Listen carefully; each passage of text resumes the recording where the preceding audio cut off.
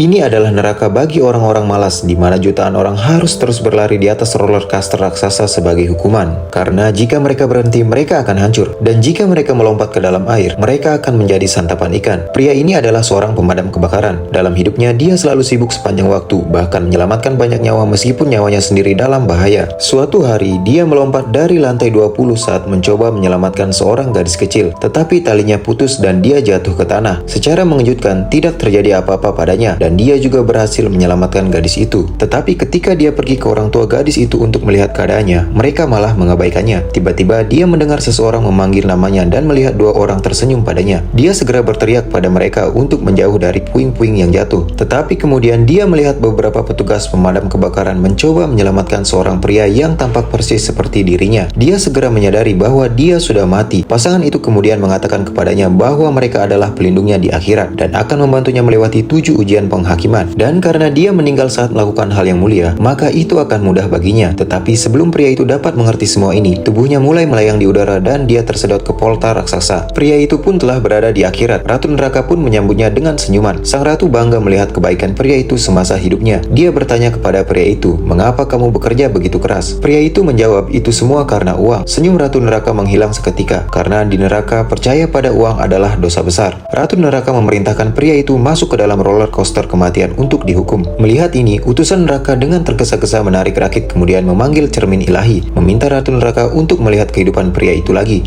Ternyata pria itu memiliki 5 pekerjaan dalam hidupnya. Setiap hari setelah bekerja, dia akan pergi ke restoran untuk bekerja sebagai pelayan. Di akhir pekan, dia akan mengantarkan barang, membersihkan kamar mandi, dan bahkan bekerja sebagai sopir. Dia bekerja sangat keras untuk ibunya dan adik laki-lakinya yang masih sekolah. Ratu neraka sangat tersentuh oleh pria itu, sehingga dia akhirnya membebaskannya.